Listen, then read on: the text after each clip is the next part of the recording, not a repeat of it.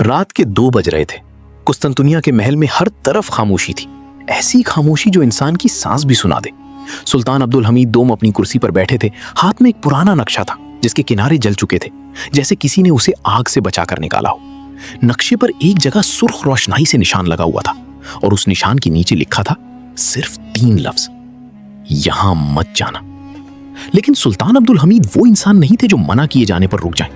وہ 30 سال سے سلطنت عثمانیہ کا بوجھ اپنے کندھوں پر اٹھائے ہوئے تھے۔ انہوں نے یورپ کی سازشیں دیکھی تھی، اپنے ہی وزیروں کی غداریاں دیکھی تھی، اور وہ راتیں بھی دیکھی تھی جب صرف ایک غلط فیصلہ پوری سلطنت کو ڈبو سکتا تھا۔ لیکن آج کی رات مختلف تھی۔ آج وہ کسی دشمن سے نہیں لڑ رہے تھے، آج وہ تاریخ کے اس دروازے کو کھولنے جا رہے تھے جسے صدیوں سے بند رکھا گیا تھا۔ اس نقشے میں ایک قبر کا پتہ تھا، میڈوسا کی قبر۔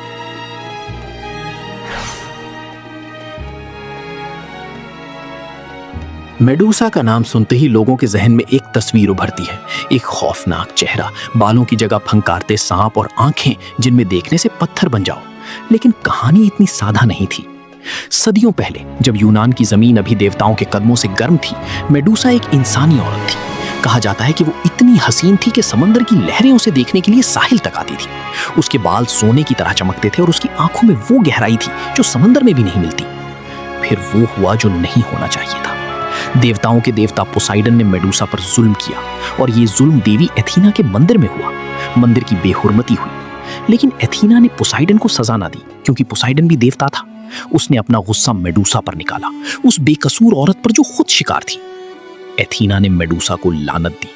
اس کے سنہرے بال سانپ بن گئے، اس کی خوبصورت آنکھیں موت کا آلہ بن گئی، اور وہ عورت جو کبھی محبت کی علامت تھی، وہ بن گئی خوف کی دیوی، گنہگاروں کی ملکہ، سانپوں کی ماں۔ لیکن سوال یہ ہے، وہ مری کہاں اور دفن کہاں ہوئی؟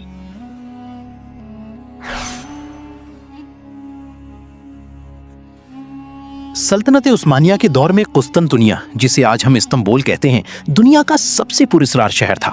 اس شہر کے نیچے ایک پوری دنیا چھپی ہوئی تھی، سرنگیں، تہخانے، پانی کے ذخیرے اور وہ راستے جن کے بارے میں صرف چند لوگوں کو علم تھا۔ سلطان عبدالحمید دوم کو جب یہ نقشہ ملا، تب وہ اپنی سلطنت کے سب سے مشکل دور میں تھے۔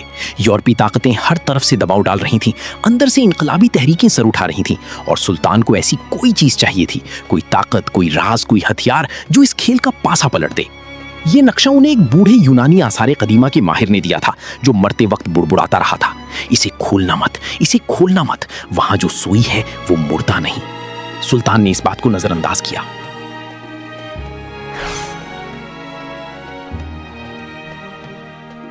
وہ صرف 3 لوگ تھے جو اس رات محل کے نیچے اترے۔ سلطان عبدالحمید، ان کا سب سے قابل اعتماد محافظ جس کا نام تاریخ میں محفوظ نہیں، اور ایک مشل بردار نوجوان جو قسطنطنیہ کی سرنگوں کو اپنی ہتھیلی کی لکیروں کی طرح جانتا تھا۔ سرنگ کی دیواریں گیلی تھیں، قدموں کی آواز پانی میں ڈوب جاتی تھی، مشل کی روشنی میں دیواروں پر بنے قدیم نقش و نگار ایسے لگتے تھے جیسے سائے ناچ رہے ہوں۔ سلطان آگے بڑھتے رہے، نقشے کو ہاتھ میں تھامے، ہر موڑ پر اسے دیکھتے ہوئے۔ تقریباً 1 گھنٹے کے بعد وہ ایک جگہ آ کر رک گئے۔ سامنے ایک دروازہ تھا، لیکن دروازہ کہنا شاید غلط ہوگا۔ وہ ایک بہت بڑا پتھر تھا جس پر یونانی حروف میں کچھ لکھا ہوا تھا، اور اس پتھر کے گرد اس تاریک سرنگ میں سانپوں کی کھالیں بکھری ہوئی تھیں، سوکھی ہوئی، پرانی لیکن موجود۔ محافظ نے کہا، حضور واپس چلتے ہیں۔ سلطان نے جواب دیا، تم چاہو تو جاؤ۔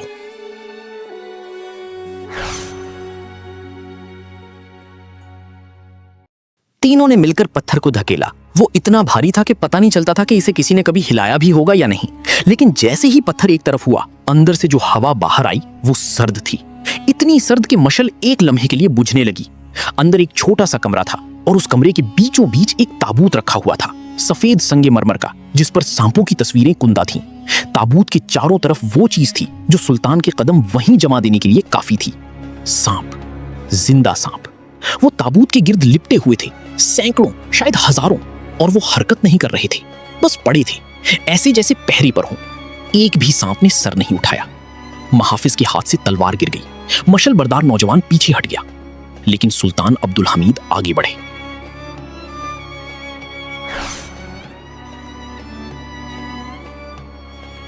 بعد میں جب یہ واقعہ سلطان کے قریبی لوگوں تک پہنچا تو ہر شخص نے یہی سوال کیا، سلطان ڈرے کیوں نہیں؟ شاید اس لیے کیونکہ سلطان عبدالحمید نے اپنی پوری زندگی میں اتنے خطرے مول لیے تھے کہ خوف اب کوئی اجنبی جذبہ نہیں تھا، وہ تو ان کا پرانا ساتھی تھا۔ انہوں نے تابوت کے ڈھکن پر ہاتھ رکھا، और इसी लम्हे जैसे किसी ने इशारा किया हो, तमाम सांपों ने बैक वक्त अपने सर उठाए। कमरे में एक अजीब सी सरसराहट भर गई। वो आवाज जो हजारों सांप एक साथ करें तो पैदा होती है। मशल की रोशनी में सैकड़ों आंखें एक साथ चमकी। मुहाफिज चीखा, हुजूर नहीं! लेकिन सुल्तान ने ढक्कन उठा लिया।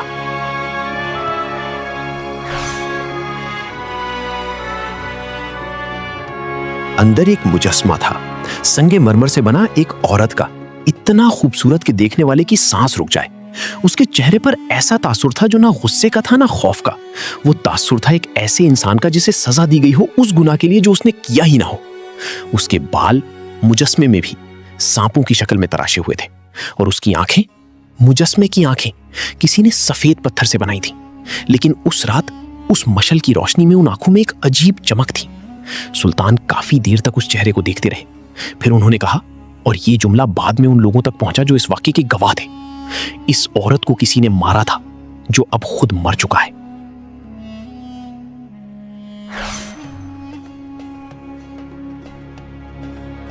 लेकिन असल सवाल यह है, वो सांप वहां क्यों थे? कदीम यूनानी रिवायात में मेदुसा को सिर्फ एक अफरीद के तौर पर नहीं देखा जाता था। कुछ रिवायात में वो एक मुहाफिज थी, बुरी रूहों से बचाने वाली, बुरे इरादों वालों को रोकने वाली। इसीलिए उसकी तस्वीर ढालों पर लगाई जाती थी, घरों के दरवाजों पर कुंदा की जाती थी। और सांप, वो हमेशा से दो चीजों की अलामत रहे हैं, जहर और शिफा, मौत और जिंदगी। वो सांप जो ताबूत के गिर्द थे, वो शायद किसी कदीम रस्म का हिस्सा थे, किसी ऐसी रस्म का जो हम जानते ही नहीं। क्या वो पहरे पर थे? क्या वो उस मुजस्समे को या उस रूह को जो उसमें कैद थी महफूज रख रहे थे? या शायद वो इंतजार कर रहे थे किसी ऐसे शख्स का जो डर के बगैर आए और दरवाजा खोले।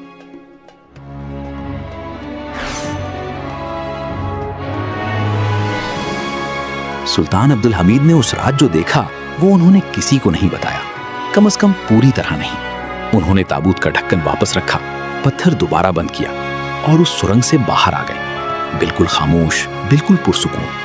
लेकिन उनके करीबी लोगों ने नोट किया कि उस रात के बाद सुल्तान बदल गए थे। नहीं, वो कमजोर नहीं हुए थे, वो और मजबूत हो गए थे। उनमें एक ऐसा इत्मीनान आ गया था जो पहले नहीं था, जैसे उन्होंने कोई जवाब पा लिया हो। जैसे उस तारीक कमरे में, उस खामोश मुजस्समे के सामने उन्हें कुछ ऐसा समझ आ गया हो जो किताबों में नहीं मिलता।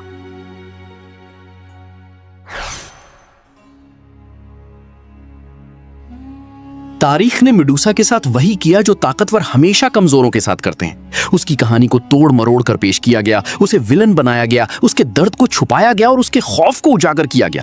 उसे एक ऐसे अफरीद के तौर पर पेश किया गया जिसे मारना जरूरी था, जबकि असल कहानी यह है कि उसे पहले तबाह किया गया, फिर मारा गया और फिर बदनाम किया गया।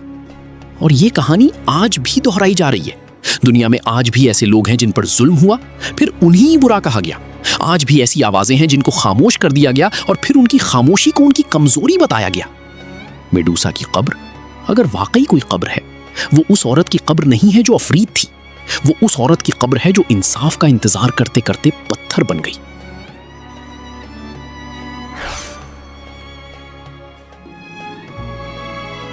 सुल्तान अब्दुल हमीद दोम को 1909 में तख्त से उतार दिया गया। सल्तनत उस्मानिया आहिस्ता आहिस्ता अपने अंजाम की तरफ बढ़ने लगी। वो शहर जिसकी सुरंगों में सुल्तान ने वो रात गुजारी थी, वो आज भी है।